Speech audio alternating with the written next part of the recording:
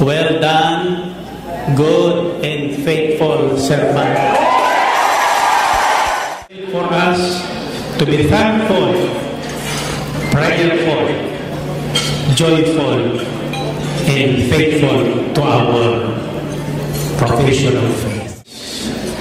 Faith is not a feeling. The kind of faith that we profess is based on what God has proclaimed. Kung anong sinabi ng Diyos, iyon ang angkinin natin. Tiyak matutuwa sa atin ang Panginoon.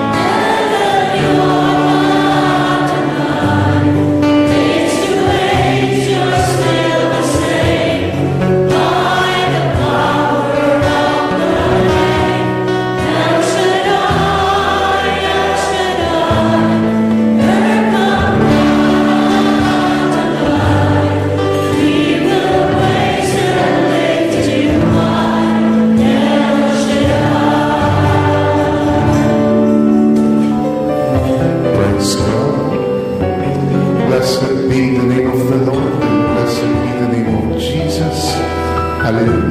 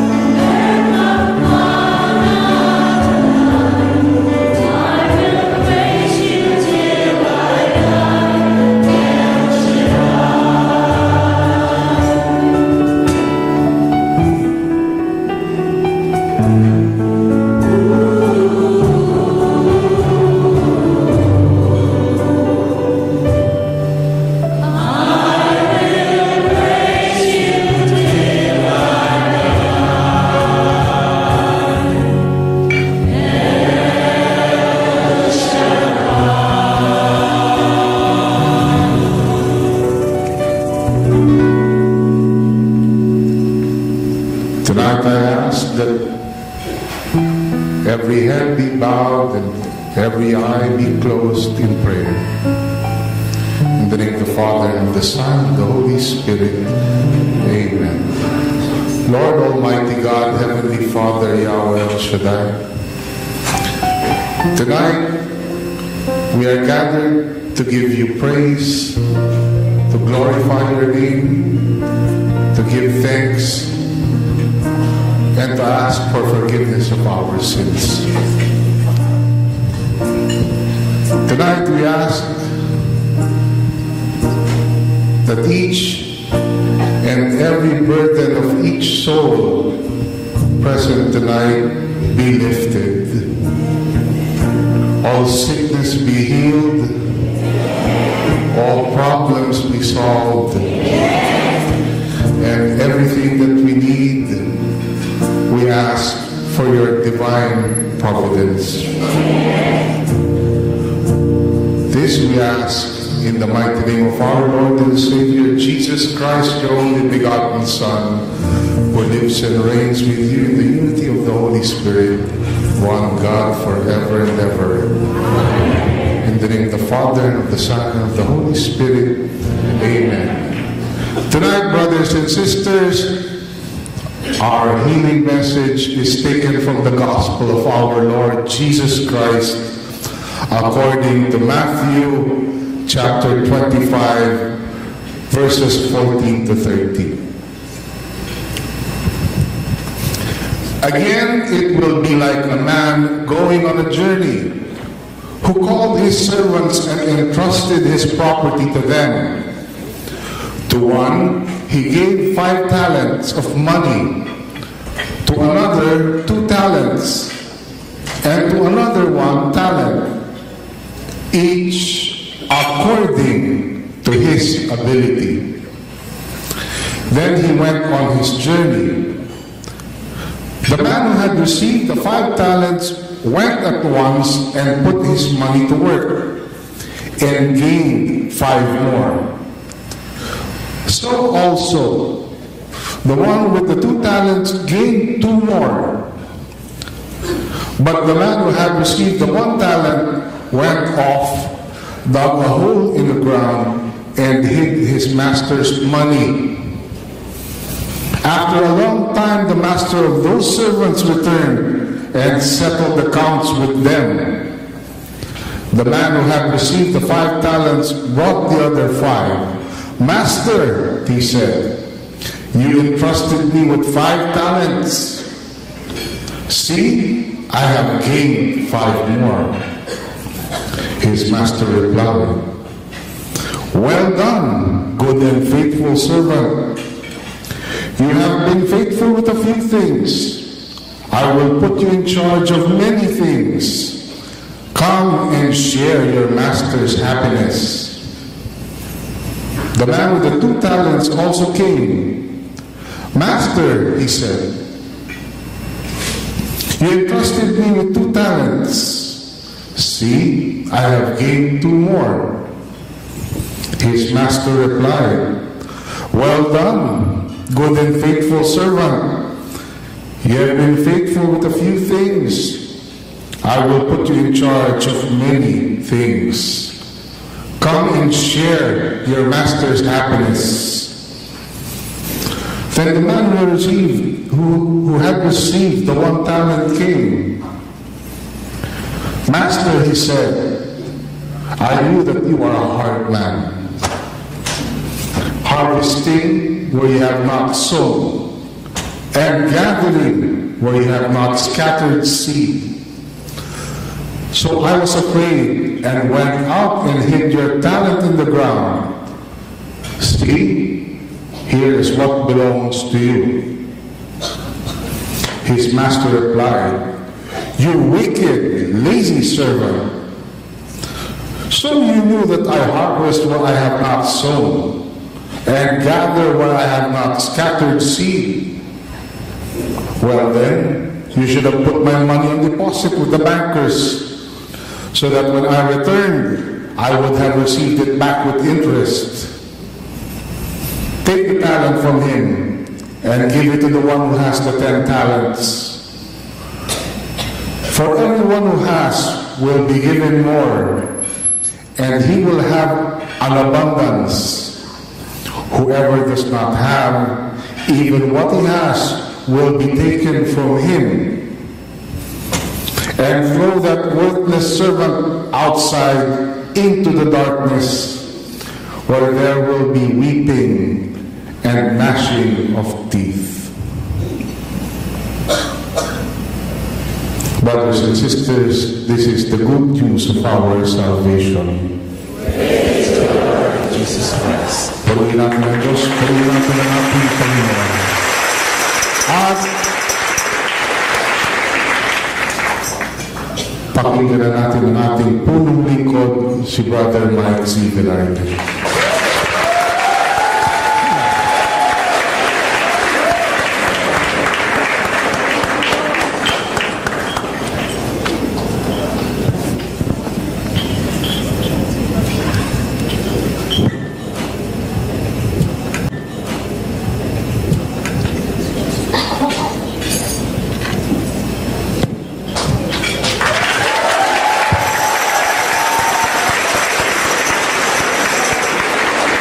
Kumusta na kayo?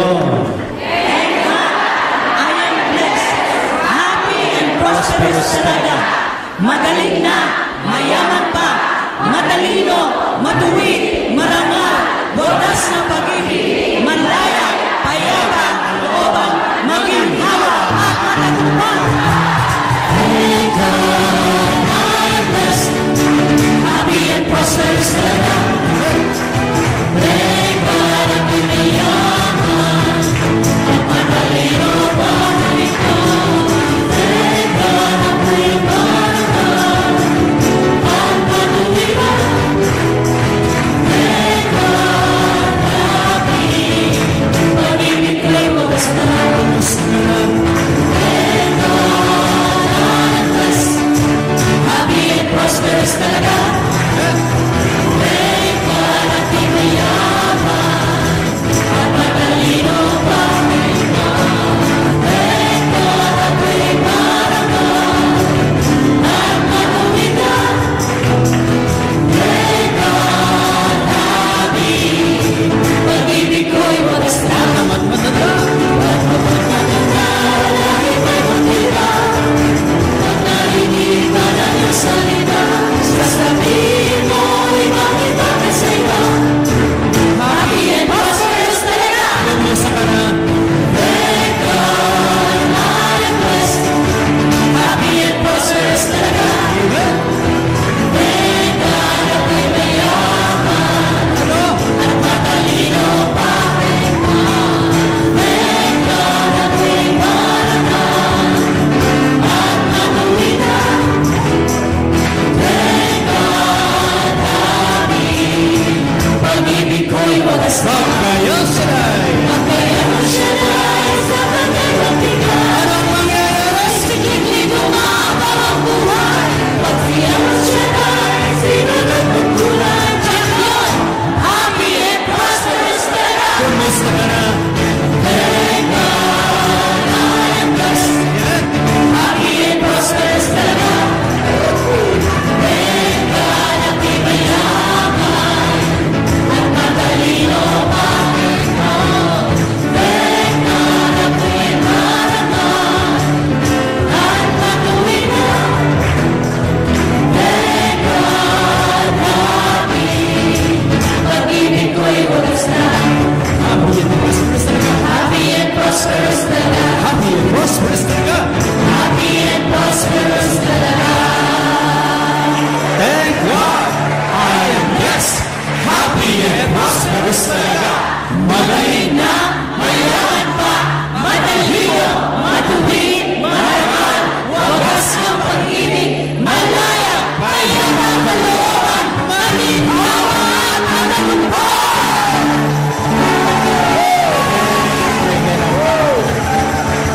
Okay, taas ang iyong dalawang kamay. To our superiors in the church, led by Bishop Ted Bacani, and our priests, and to all of you here in the USA, Europe, and Canada, what can I say? But what the Lord has said, I'd like to repeat it to you, and this will happen to you tonight.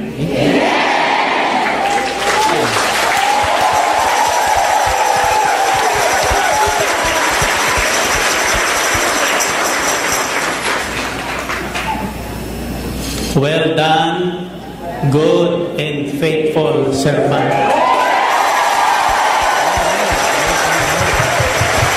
A few things I will add more. Come and share your master's happiness. Are you happy? This I can say, the Lord is happy with us. You can all go home now.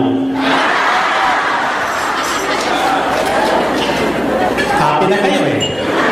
Are you happy? Are you sick? Are you healed? Are you healthy? Are you rich? Sabi ko, mas malakas yun eh. Okay, you may be seated for a few minutes and let me share with you a few things. Today, as you know, our faith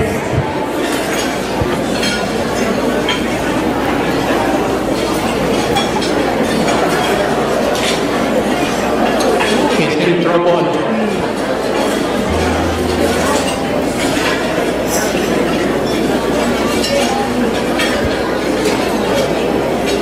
But the little faith that we have from the beginning of this ministry, 34 years ago, God has increased. And you are blessed. You know why? Because the college of divine wisdom that the Lord has established in this ministry came to you right here in this place. Those who have attended yesterday's seminar will be given the chance to serve as sharer of the good news in this ministry. Those who were not able to attend, you may go home to the Philippines for a 6-month crash course. Bakit kayo tahimik? Sino naka-attend kahapon? Well, anyway, there are many ways in serving God. I'd like to share with you just 4 words to keep your faith intact and be immune with the attacks that is being heard upon the church today. Our faith is alive. As I always say, anything that is alive grows. Anything that grows changes. Ano mang may buhay ay lumalago. Ano man lumalago ay may pagbabagong nakikita. Ang tanong ko sa inyo, mayroon pa kayong bagong nakikita? Tinawag tabi na.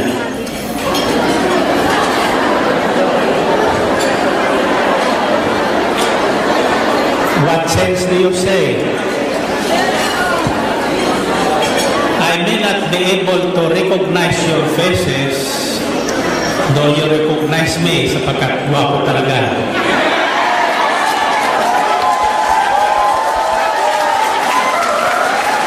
But always remember this, when you are happy, God is happy.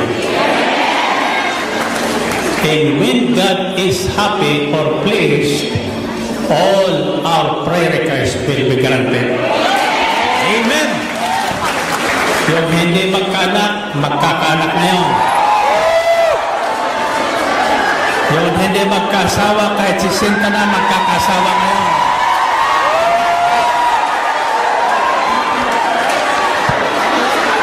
Exempted sila dito.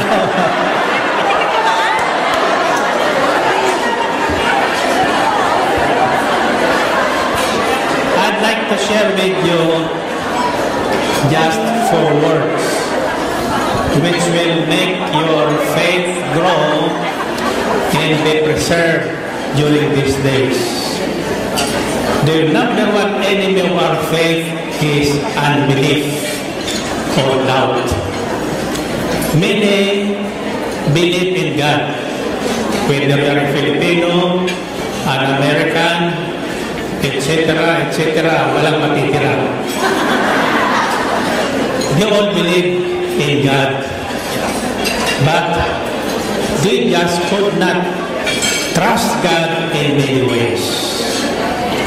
Once they are attacked by cancer, they easily give up. But this I can tell you, with our God, nothing is impossible.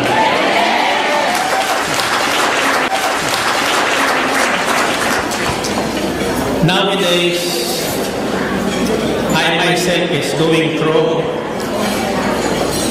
some physical difficulties. But the cure is what the gospel says. Make God happy and all your requests will be granted. So this is my prayer today for all of you. I may not be able to touch you, hindi ko man kayo mapatungan. Basta't maniwala kayo, may mangyayari sa inyo. Yung walang trabaho, magkakatrabaho. Yung walang bahay, magkakaroon ng may bahay.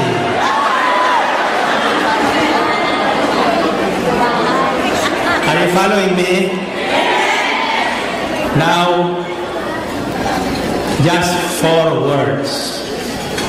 The first word starts with the letter J, as in jar.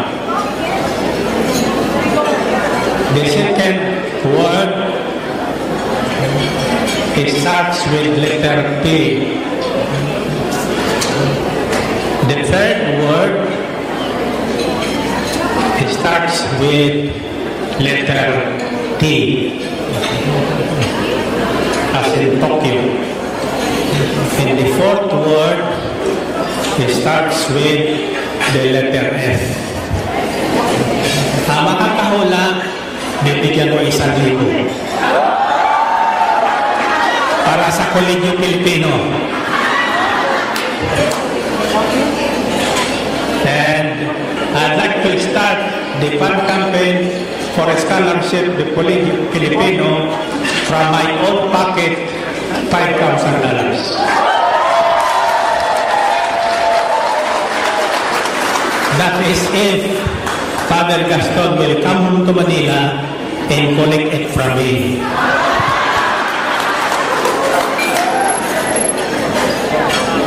Now, let's start with the first word.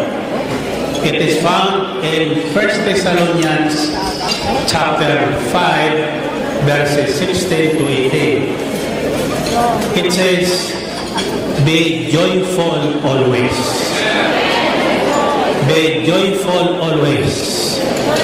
Ano bang itsura ng mukha ng isang taong joyful? Nakangiti. Hindi nakangiwi. Kundi nakangiti. You know why? The best medicine is joy. For the joy of the Lord is our strength. Ano man ang ating pagdaanan, may lakas tayong taglay na hindi natin maunawaan. Siyang nagbibigay sa atin ng kalusugan, kagalingan ng ating katawan at ng ating buhay. Tatandaan nyo, ang katawan ay katawan lamang. May buhay diyan binigay sa atin ng Diyos. Ano yun? Hininga. Habang tayo ay may hininga, may buhay. Kung ayaw mo nang mabuhay, huwag ka nang hihinga. At ang hiningang yan ay galing sa Diyos. Our life comes from God. It is the breath of God. So, be joyful always. No matter what happens around, be joyful. Iniwan ang asawa, magpasalamat ka sa Diyos. Wala nang i-istorbo sa'yo. Amen ba? Ninakawan, nawalan, don't worry. Be happy. When you are happy, you can make sure God is pleased with us. Because we appreciate the life that God is giving us. The second word stands for prayer. Pray continually. Life is a prayer in itself. Everything we do is a prayer. We do it unto the Lord. We pray not only in times of crisis, we pray in times of happiness. We pray in times of plenty. We pray in times of want. And the third letter, the third word, which starts with letter T, is give thanks. Give thanks in all circumstances, for this is God's will for you in Christ Jesus. It is not what is happening that counts. What counts is we have a God who cares for us. We have a God who understands us. We have a God who promised, I will never leave you. I will never abandon you. So we can say with confidence, the Lord is my helper. I will not be afraid. I will not be worried. Now, worry is the opposite of faith. So give thanks in terms of that. Sinabi ng doktor, may cancer ka, give thanks. Hindi dahil sa cancer, sapagkat mayroon kang Diyos na kasamang magpapagaling sa iyong cancer. But there are certain prayers that are not being answered. I'll tell you a story. I just received and heard a testimony yesterday. Dati, galit na galit siya sa asawa niya. Ang panalangin niya, kunin na ang kasawa niya. Kasi babaero, sabungero, lasinggero, lahat na ero. Ano na sa kanya. So ang panalangin niya ay kunin na siya ng Panginoon. Mamatay na. Matagal na siyang nagdarasal, buhay pa ang kanyang mister. Well, anyway, I was just listening to her testimony and I said, this is the good news for today. Yes, we pray all the time, but not all the time our prayers are not along with the will of God. Hindi kalooban ng Diyos na sumpain natin ang ating kapwa. Hindi kalooban ng Diyos na ipanalangin nating mamatay na yung ating kaaway. Ang utos sa Biblia ay Ipanalangin natin gumaling sila, pagyamanin sila, pagpalain sila, upang makilala nila ang ating Diyos. So, be joyful always. Pray continually, meaning unceasingly. Nagtutulog man, kumakain, minsan kumakain tayo, nakakalimutan manalangin. I have learned a simple prayer before I eat food. I will say, bless this food, and who will ever eat my leftover, bless them. Sino bang kakain ng aking maiwanan, pagpalain rin. And I add this prayer.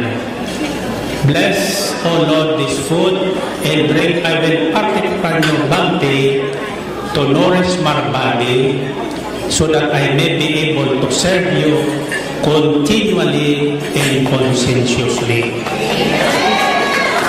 God has given us a life to serve Him, to love Him, and to serve Him through our brothers and sisters.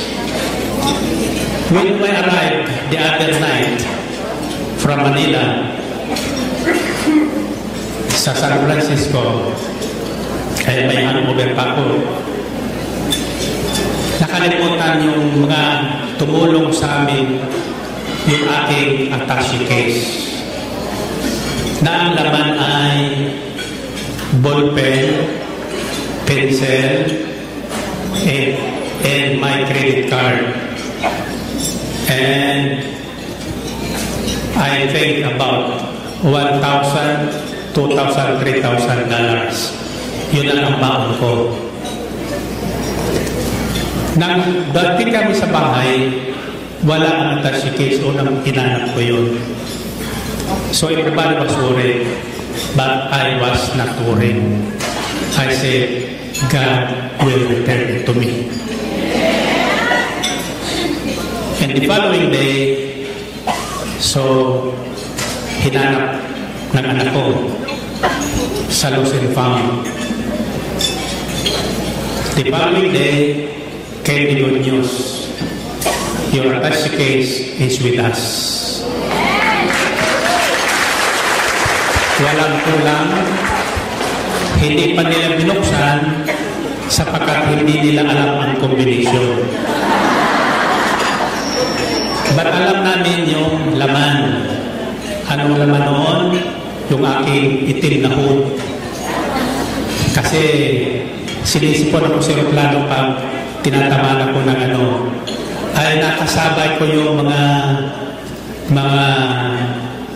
may hood na itim.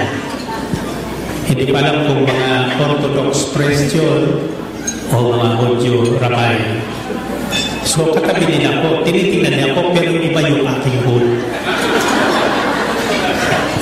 Then, may wallets na may laman ng a few dollars, a few pesos, and may drawing pencils. Sapagat ako mahilig po mag-drawing ng kalsada at plano. At pinaplano natin doon sa atin ang isang museum for this ministry.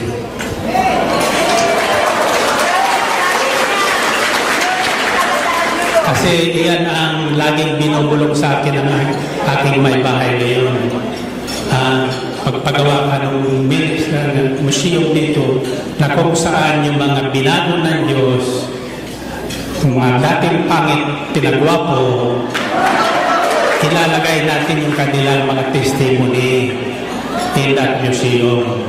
So I instructed Sister May, I said, request all chapters in cell groups in Europe, US and Canada to have their group picture in front of the parish where you are holding your prayer meetings.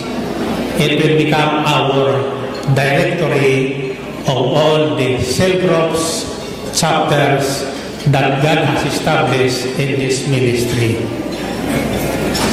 While I was going to Taiwan the other week, dalawa ang lumapit sa akin. Masayang-masaya. Of course, alam ko kung bakit ang una nilang hinahanap ay yung kanilang cellphone para mag-selfie. Siguro talagang nagawagpuan sa akin. Iba talaga yung bakwan.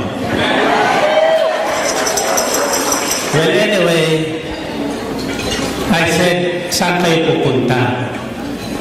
You know, sabi nila, sa Pakistan. Pakistan. Of all places, Pakistan. But I know God sent you wherever you are now, not only for work, but to spread the good news of our salvation. We are a new missionaries of the church of our Catholic faith, whether some bishops or priests agree with us. From the beginning of this ministry, may question mark tayo sa kanila. Pag ako napupunta sa isang prayer meeting na mga born again, ang narinig ko, here comes the Catholic. Pag napupunta naman ako sa mga prayer meeting ng Katoliko, here comes the born again. So kaya tawag ko sa akin, born again Catholic. Born again Catholic. Now, the last word, which starts with letter F, is obedience. Faithfulness. Faithfulness. Be joyful always. Pray continually. Give thanks in all circumstances, because this is God's will for us in Christ Jesus. It is not what is happening that is God's will. It is God's will for us to be thankful, prayerful, joyful, and faithful to our profession of faith. If you keep this form, your faith will be kept immune to attacks of this world. There is a virus that is spreading out and trying to kill our faith. Some have already accepted the same-sex marriage that is taboo with the Word of God. Some have already accepted the freedom of choice. That is very true. But I always believe God has created only two persons, male and female. Walang alanganin. Walang alanganin. Now, with due respect, I say this not to downgrade those who believe they are man but they are woman. But I always say you are being deceived by your feelings. Faith is not a feeling. The kind of faith that we profess is based on what God has proclaimed, based on the promise of God. So what we can say is what Mother Mary had said, let it be done to me as you have said. Kung ano ang sinabi ng Diyos, iyon ang angkinin natin. Tiyak matutuwa sa atin ang Panginoon. At kapag natuwa sa atin ang Panginoon, walang bakay tayong hihingin na hindi niya ibibigay. Now, let me go back to the testimony of our sister. Sabi niya, but when I came to the mainland, dati sa Saipan sila. I heard about El Shaddai. Nasama ko dito. Nagising ko sa katotohanan na mali ang aking panalangin. Kaya pala hindi ako tinutugon ng Panginoon. Lalong lumalala ang mister ko. Lalong lumulusog ang mister ko sa harap ng mamatay. So binago ko ang aking panalangin. Ang sabi ko, Panginoon, iligtas mo ko ang aking brother husband. Pagalingin niyo po at ibalik niyo sa akin.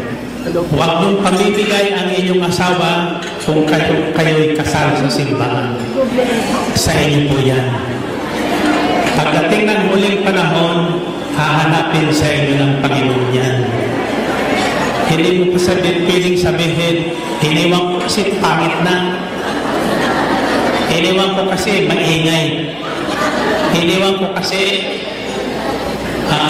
lasinggero, babaero, ero-ero. Hahanapin siya ng Panginoon niya. Let me tell you this, I think you have heard this testimony already. Mayroon tayo isang kapatid, iniwan for 90 years ng kanyang asawa. Sumama sa ibang babae.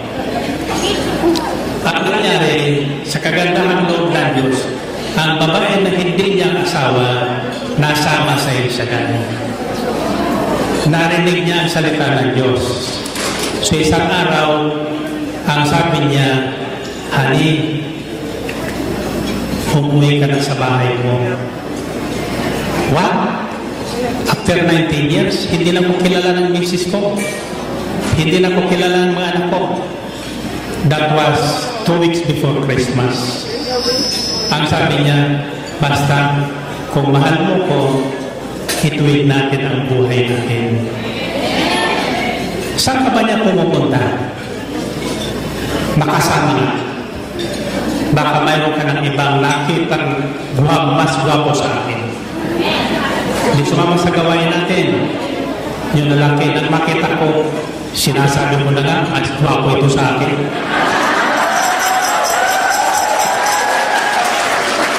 Well, anyway, ayaw maniwala yung lalaki. Sabi niya, wala na akong uuwian. Hindi ako kilala ng misis ko, hindi ako kilala ng mga anak ko. Hindi ako uuwi. Wala naman tayong pinag-awa niya. May 3 kong anak sa'yo. Sa hindi niya mapilit, isang gabi, nung nasa tanggapan pang kanyang kasi kinakasama, nag-at sa balutan ng babae at nag-iwan ng isang sulat. Sabi niya, spend your Christmas with your real family. Don't worry about us, your 3 children. God will take care of us. Akala niya nagbibiro lang. Pinaraan niya ang linggo, hindi na nga bumalik. Ang ginawa niya, nagbalot siya. Umuwi siya ng Taytay Rizal. Taga-Taytay po siya. Nung gabing yun, nahiya siyang kumatok sa bahay niya. Kaya yung kanyang malita, iniwan mo sa kapitbahay, kumari niya. Ang sabi niya, Mari, kumusta na ang kumari mo? Pwede bang iwan ko muna ang malita ko sa iyo ito? Sabi niya, bakit hindi mo iuwi yan? Baka hindi ako tanggapin. So kumatok siya. May I come in? Pagbukas ng kanyang pintuan, ang lumabas yung misis niya, ang ganda-ganda, ang bata pa. Pagkatapos sabi niya, may I come in? Ang sabi ng misis niya, of course, this is your house. Come in. Walang tanong-tanong. Ngayon ka lang? Bakit ka umuwi pa? Karaniwang kanyang gagawin. Welcome. Welcome home. Tapos tinawag niya yung kanyang anak. Mga dalaga na. Ang sabi niya, mga anak, this is your dad. Ang sigaw ng 3 anak, praise God, answered prayer tayo. Alam niyo kung bakit? Hindi niya alam nasa isalay na rin yung kanyang buong pamilya. So, you may not know it, but God works in many wonderful ways. So, ang sabi ng sister natin isang araw, nang masama ko sa Elsaday, binago ko ang aking panalangin. Inangkin ko yung para sa akin. Isang araw, tumawag ang mister ko from Saipan. Sabi niya, uuwi na ako sa Pilipinas. Gusto ko kasama ko kayo. Ang sabi niya, sa isang kondisyon, pagdating natin sa Pilipinas, mayroon tayong pupuntahan. Sasama ka sa amin. Ang sabi niya, saan naman yun? Basta mangako ka muna, saka kami uuwi kasama mo sa Pilipinas. O sige niya. Kung saan man yan, sasama ko. Pagdating nila doon, sinama niya sa Ambel kung saan mayroon tayo gawin. Mula noon, nagbago ang kanyang mister. Walang ibang makapagbabago kundi ang tunay na pag-ibig ng Diyos. We always say, God is love. And that is very true. Tayo makasalanan. Kapulas at surahan. Subalit ganun pa man, minahal tayo ng Diyos. Ang pagmamahal ay ganito po aking natutunan sa aking may bahay. You know, I've been sharing with you what is happening between me and my wife. On our golden wedding, ito po ang kanyang isinulat. At sabi niya, Brother Mike, when we were first married, I married you not because I love you, because my father said so. But now today, after 50 years, I'm getting married because I love you. What does that mean? Ito pa ang karaniwang problema natin. We are looking for love. We want to change the other person to love us. That is not God's way. You first plant a seed of love, and you will reap the harvest in due time. Magtanim ka, magmahal ka, mahalin mo yung kaaway. Huwag mong patayin ang kaaway.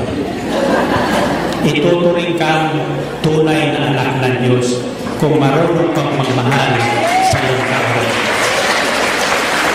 That is the kind of love that I have learned. Hindi nyo man ako mahal, minahal ko na kayo. Kaya ako narito ngayon dahil mahal ko kayo lahat. Nakikita naman yun, di ba? Now, I will come to the US every year because I had my bypass in 1998 in San Francisco. Andun ang aking cardiologist. So I always have my check-up. But my cardiologist has already retired. So inisip ko, ba't pagpupunta sa Amerika?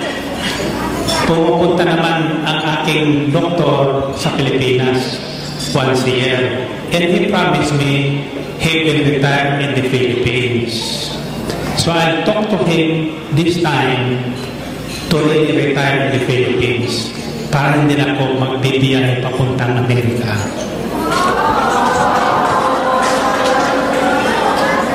Para man masubukan ko kung kayo ay totoong nagmamahal sa akin.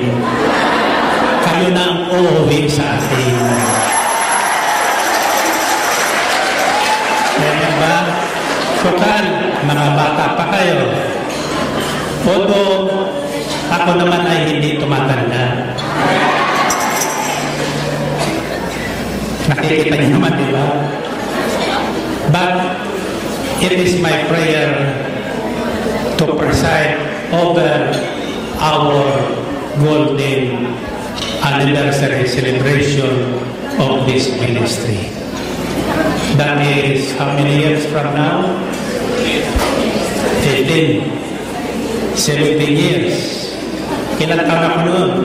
I'm 79 now by August.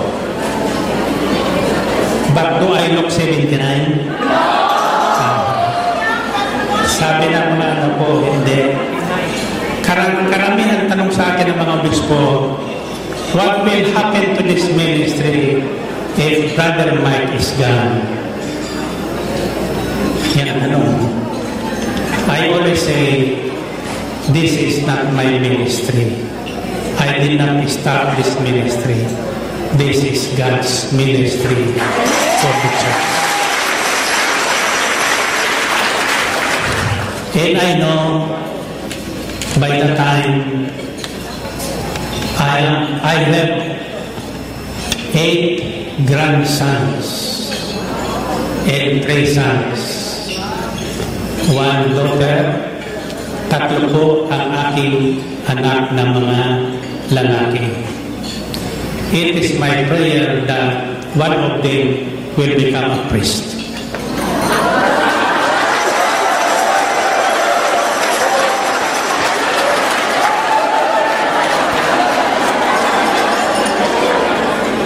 Now, from the beginning of this ministry, wala po kong plano sa buhay. It was never my plan to lead a ministry like this. Although in my boyhood, my mother's first cousin, who is Cardinal Sanchez, tried to convince my mother for me to enter the seminary. But ang sabi ng nanay ko, ayaw ko. Kasi mahal ako ng nanay ko. Ayaw niya kasi ang pari noon, pag kinuha mo sa nanay, hindi na nila makikita, sa kanila ay patay na. May isa ng pari, nagkasakit ng tatay. So nagpaalam sa rektor. Sabi niya, Father Rector, may pinagrama ko kung tinanggap sa nanay ko. May sakit ang tatay ko. Pwede bang magbakasyon? Ang sabi ng rektor, bakit doktor ka ba?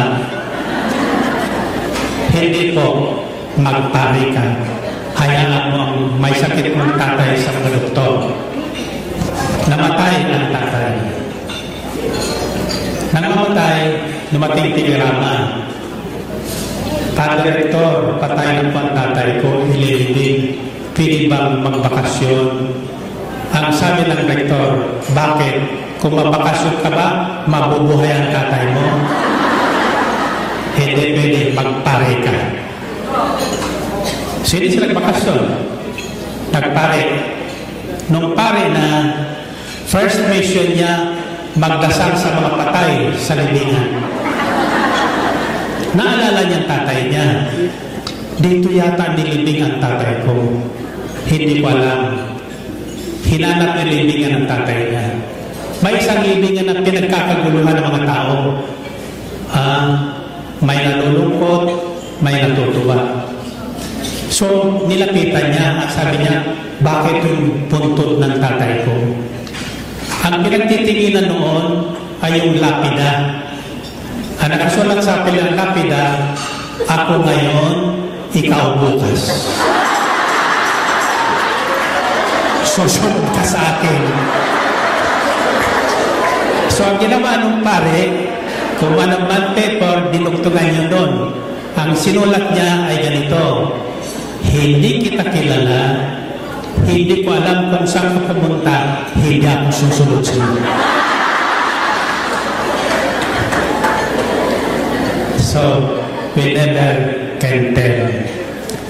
But it is better to be sure what God says. I will be with you always to the end of the age. Hindi kita iiwan. Now, going back to the forwards, this is what I call now the immune system of our faith. For us to be kept immune from the attacks of our faith, we must always do these four things. Be joyful always. Pray in accordance with the will of God continually, unceasingly, and give thanks in all circumstances. And the last word is faithfulness. At the end of the day, you will hear this phrase, well done, good and faithful servant. Since you have been faithful with the little things I have given you, I will add more to it. And what is important is the repeated words which says, come and share your master's happiness. Hindi sinusolo ng Diyos ang kanyang katuwaan. In fact, we were created to please Him. But without faith, it is impossible to please God. Ngayon, sabi kay Bishop Ted, natutuwa ko sapagkat di naman tayo nag-usap, pero ang gospel kanina sa Banal na Misa is about money. You cannot serve two masters. You will love or hate the other. We cannot serve both God and money. Now, but we need money. We need money. Kung hindi kayo siningil ni Sister May sa ako na ngayon, wala kayo rito. Amen ba? Kaya sabi ko, Sister May, huwag kang mag-aalala sa pera. Sa'yo saday, hindi mawawala ng pera.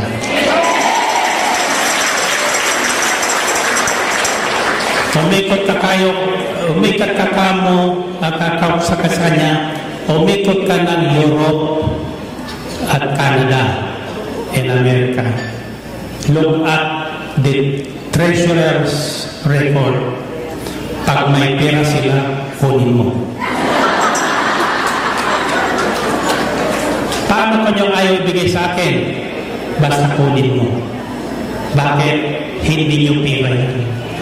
Pera ng Panginoon yan. Para sa gawain. Amen?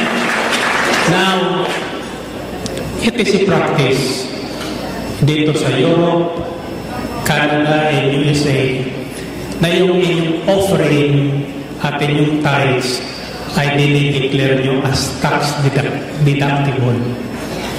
That is not correct. Jesus said, give unto Caesar what is Caesar's, and give unto God what is God's. Pag dineclare nyo yan sa inyong income tax as deductions, you have not given anything to God. Wala kayong binibigay sa Diyos. Walang padadamihin sa inyo ang Panginoon. Always remember this, whatever we receive, it starts from what we have planted. This ministry started with my offering of faith in 1981 to start the Catholic Charismatic Renewal in Manila, home cardinalship, the late cardinalship opposed initially. That was my last 50,000 cash in the bank. And I said, Eminence, let us hold a prayer rally once a month sa Araneta Coliseum At that time, the cost of Araneta Coliseum is 50,000 pesos in one session. Ang sabi Cardinal Sil, magastos yan. Sabi ko sa kanya, ako ang bahala. Kanya ako noon. Ibinigay ko yung last 50,000 in money ko. That was the start of the charismatic renewal. That is the seed I have planted for this ministry, which God has multiplied.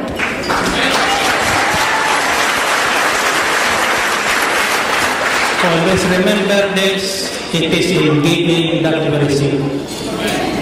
God started the word giving. He gave Himself for us. Though we are not worthy, He gave everything. Ibinigay niya ang kanyang only begotten Son. Hindi basta anak, bigatin na anak. Bigatin. Bigatin ang ating Panginoon. Hindi ba? Kaya, ang sabi niya, don't be weary in giving.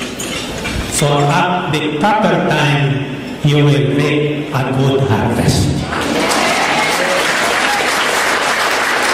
And we are seeing the harvest in this ministry. Kasi di tayo maunawaan. But through my prayers, God gave us Bishop Ted Bacani in 1987.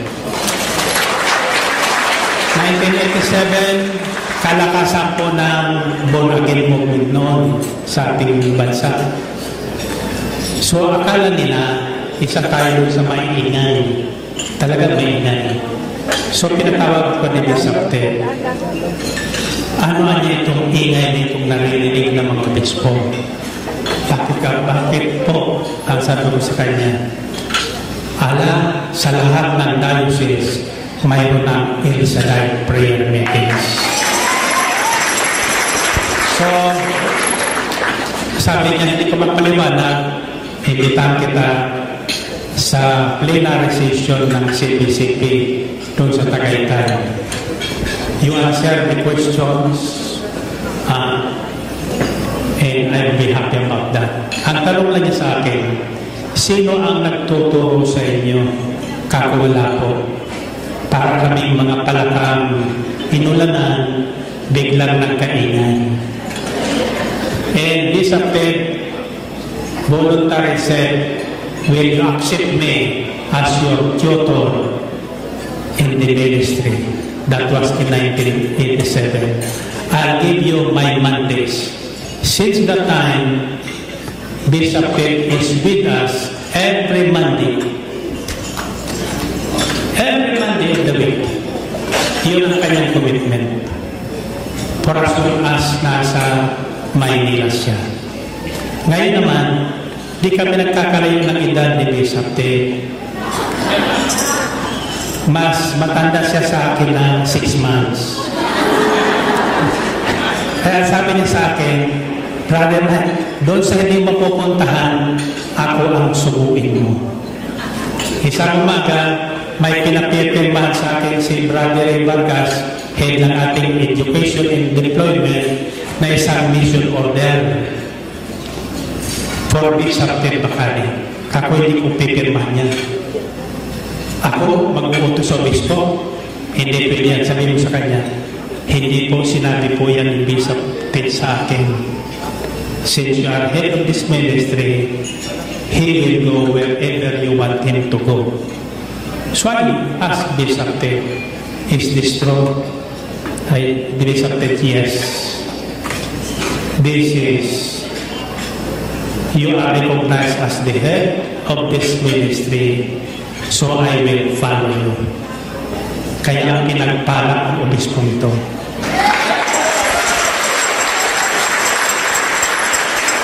Maraming issue sa kanya, alam naman yan. Hindi mapipigil yan. Isang araw, lumapit siya sa akin kasi nagsasagutan sila ni Presidente Duterte. Ang sabi ng presidente, maraming babae yan si Bacani. Ang sabi naman ni Bacani, Bisang Bacani, patunayan mo, bawat babaeng ituturo mo at palulutangin at totoo, babayaran kita ng 5 milyon. Ang sabi ng mga media, mayaman ka pala, Bisang. Ang sabi niya, hindi, uutangin ko kay Brother Michael. Nang marinig ni Presidente Duterte yun, tinigilan na si Bisang Bacani. Sapagkat naniniwala si Presidente Duterte na mayaman ang Elsagan.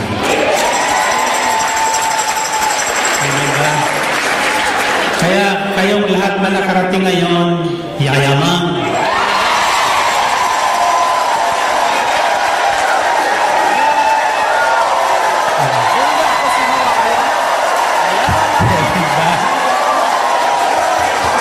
Sino gusto kimaman? Okay, taas ang kamay niyo, taas ang kamay niyo. Pero sabi sa Biblia, napakahirap pumasok sa kanan-kanan ang isang mayaman. Ang tanong ko sa inyo, gusto niyo pang yumaman? Sino gusto yumaman? Okay. Kalooban ng Diyos na tayo ay yumaman. Kalooban ng Diyos na tayo ay hindi magkulang. Now, ayon sa homily ni Bishop Ted, how could you separate money from your faith? This is what I have learned. Money is not bad. It is needed by the church, by the body of Christ. But St. Paul said, it is the love of money that is not good. Now, God will bless you with money if you know how to spend it. Una sa lahat, itabi ang sa Panginoon. Give to God what is God's, and to Caesar what is Caesar's. Ibig sabihin, may tax ang gobyerno dito sa lupa, may tax din ang kaharian ng langit. Kaya ba? So hindi natin pwede paghaluin yun. Ito ang pagkakaiba ng tax sa lupa. Doon sa atin, hindi nakikita ang pinupuntahan ng ating mga taxes. Bakit? Napupunta sa bulsa. Sa karaan ng langit, makikita mo. Pag nagtakas sa karaan ng langit, magbabago ang buhay mo. Magbabago ang buhay mo. Yung dating hindi mo kangiti, lati kang nakangiti ngayon. Kaya palatandaan ko sa mga taga-Elsaday, di ko man kilala kanilang mukha. Pag nakita ko nakangiti, ang sabi ko, member ng Elsaday.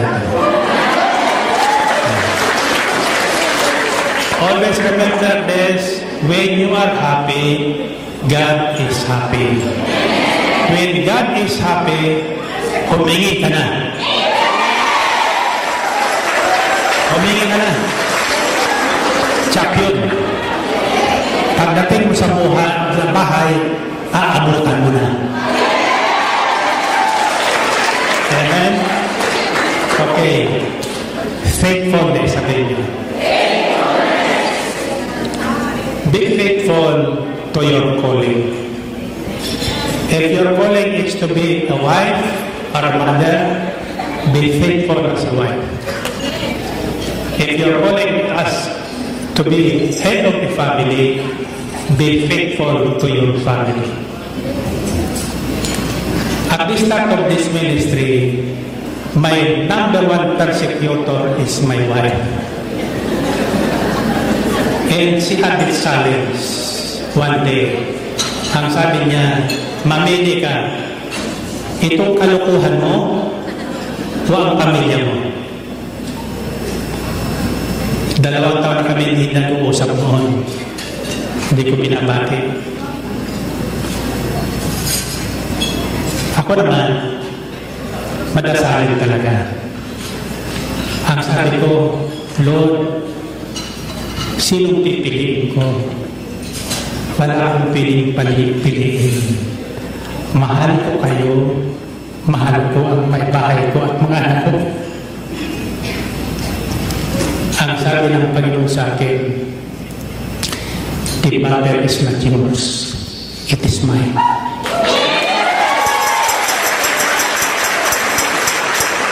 The matter is not yours, it is mine. Sabi niya, get closer to your wife. Kasi magkalayo kami. Hinamon niya ako sa araw. Sa loob ko, Lord, baka sampalin naman niya. Just get closer, follow me. Ako naman sunurin. So lumapit ko sa kanya, hindi naman siya lumalayo. Lapit ka pa.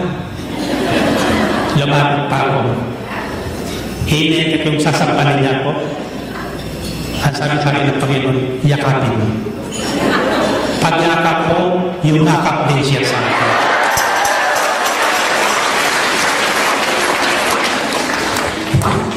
That's true. So, love, let it start from within. Do not expect someone to love you first. You will be desperate. You will be... Ano ba nangyayari ngayon? Marami ngayon nagpapakamatay. Mayaman na, tagumpay na sa kanilang profession, well-known na all over the world, pero napalitan natin, nagpakamatay. Ang isang rason ay life is empty with them. In spite of the success, sabi sa Book of Ecclesiastes, without God, everything is meaningless. Without God, everything is meaningless. And don't forget to have a family. One day, my wife said, look what God has done to us. Nagkontrol tayo, 4 lang.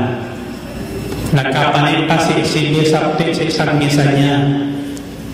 Ang sabi niya, let us thank God for Brother Mike's children, 5 children. Ay, 4 lang anak namin. Tinignan ako ni Sister Belen. Sino yung pang-5? Sabi ko kay Besapte, Besap, confession yun. Hindi mo yung dapat binubulga. May nagtanong, si Brother Mike talagang walang anak sa labas. Wala ba siyang ibang babae? Ang sagot ko naman, anong tingin niyo sa akin, bakla?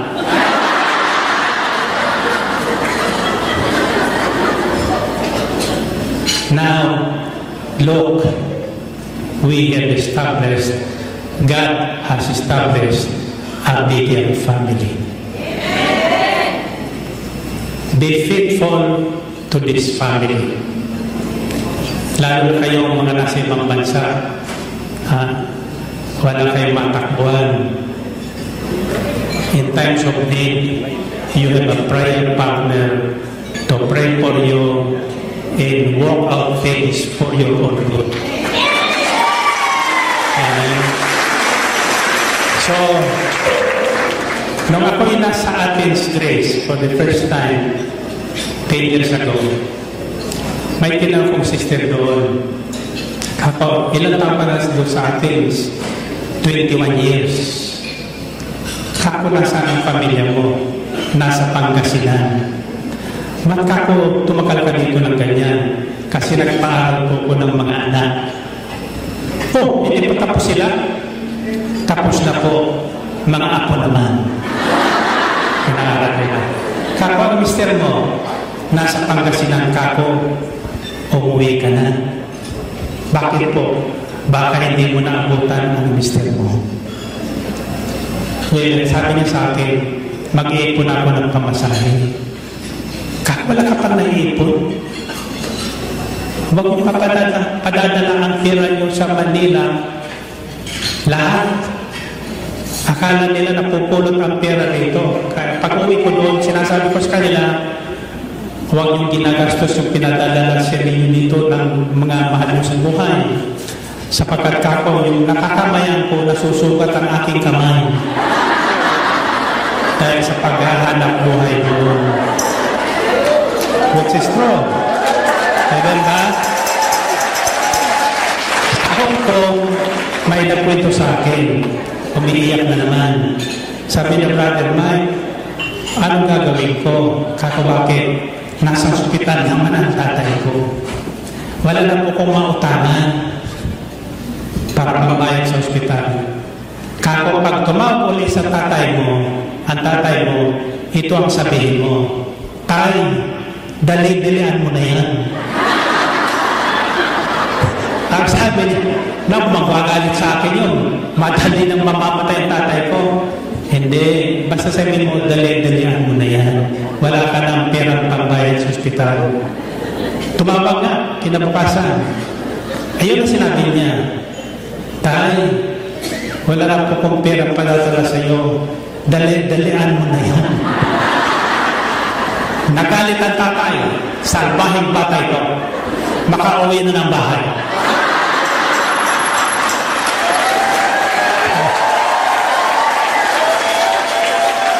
So, gumaling ang tatay. Wala pambayad sa hospital eh. Umuwi na. Hanggang ngayon, buhay pa. Gusto niya pa ng kwento? Mga chismoso kayo. Do you listen to the broadcast sa DWXI? May isang sister tayo nagtanong doon sa tanungan portion. Brother Mike, tumawag po yung babae ng asawa ko. Ano po ang gagawin ko? Ano ang sabi niya? Ang sabi niya, kunin ko daw ang asawa ko, nasa wheelchair na. After 19 years, naalala ka, binili ko ang tanong, kung ikaw ako, anong ipapayo mo? Ang sabi niya, kukunin ko po. Bakit? Pag namatay, paglalamayan ko ng 2 linggo. Makabawi-bawi man lang sa kanya.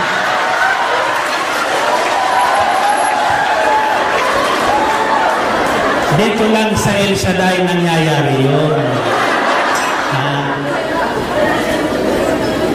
Pag nagawa mo yun, kasama ka sa karaan ng langit.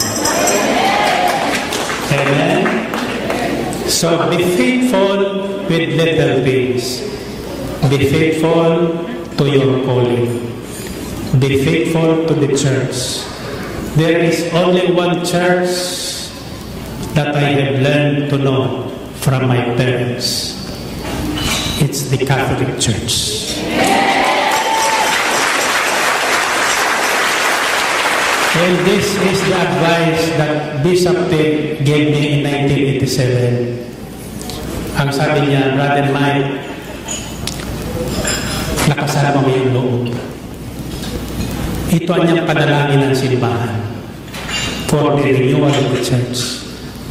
The only difference is, hindi sa amin pinagkatiwala ng Diyos ang gawain ito. Hindi sa obispo, hindi sa mga pare, kundi sa iyo. Then he told me the story of St. Francis of Assisi. Sabi niya, it took St. Francis 100 years to be recognized by the Vatican. 100 years. So, sa lulog ko, abutin ako ng 100 years.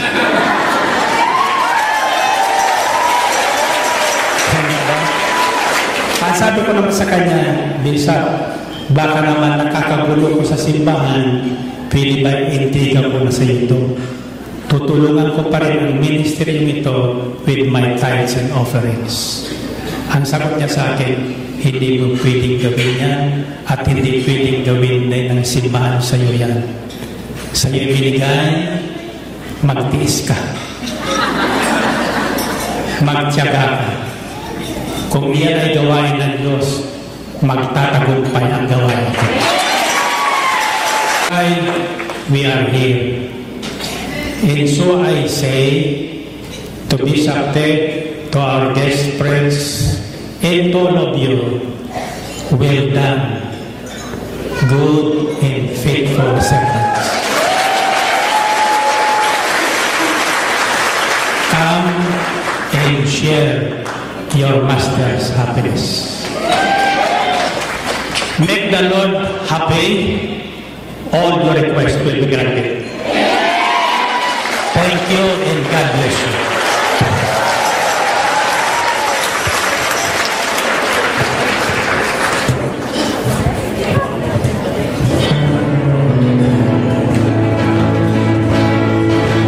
Tasan yung mga prayer request pala. Tasan yung mga daladalahan, yung inyong mga tubig, alak. Let's have a toast. A toast of faith. And believe me, if you do not doubt, God will answer all your prayer requests. Amen ba? Sabihin niyo, Panginoon, salamat po sa inyong pagtitiwala sa amin. Ngayon, alam ko na kung ano ang inyong kinalulugdan. Yaong masunod ang inyong kalooban. Ano man ang nangyayari, ano man ang aming dinaraanan sa buhay. Kaya naman, hinihiling ko po sa ngalan ni Jesus ang aking kahilingan ngayon. Okay. Think of the things, special things you have been wishing to happen to you. Sa bilang kong 3, huwag kayong mahihiya. Isisigaw nyo yun. Maririnig kayo ng Panginoon.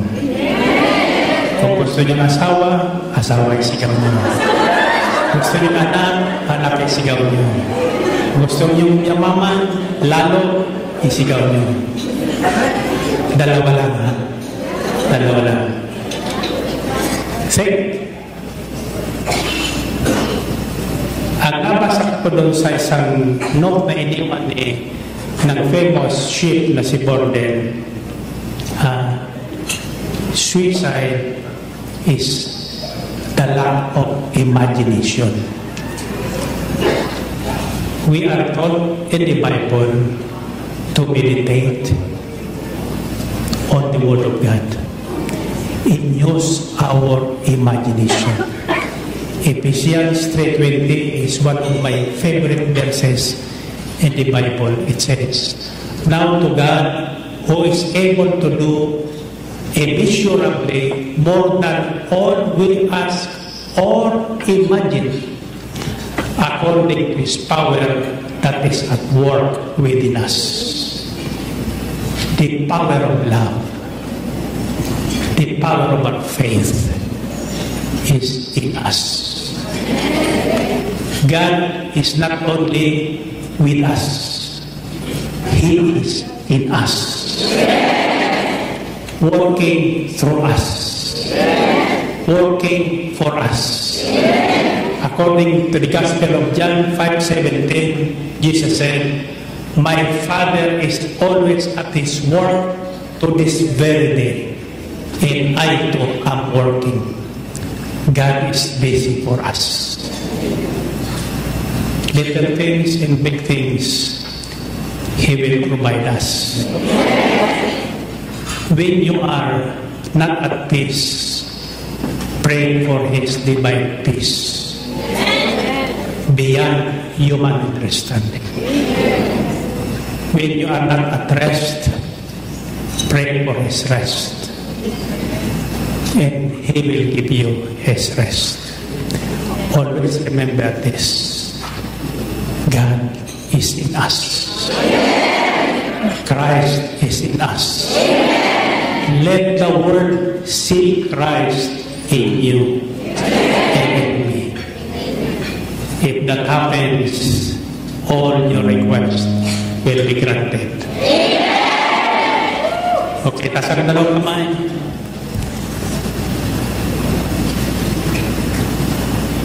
Sabihan ko tatlo, sisigaw niyo ha. Sabi sa Romans 4, the God who calls the things that are not as if they are there. Ang Diyos na tumatawag sa mga bagay na wala riyan, na parang riyan. Pag tinawag niya, darating. Naniwala kayo doon? Iyan ang tawagin niyo. Sabi lang kung tatlo, dalawa ang tatawagin niyo. Isa, dalawa, tatlo.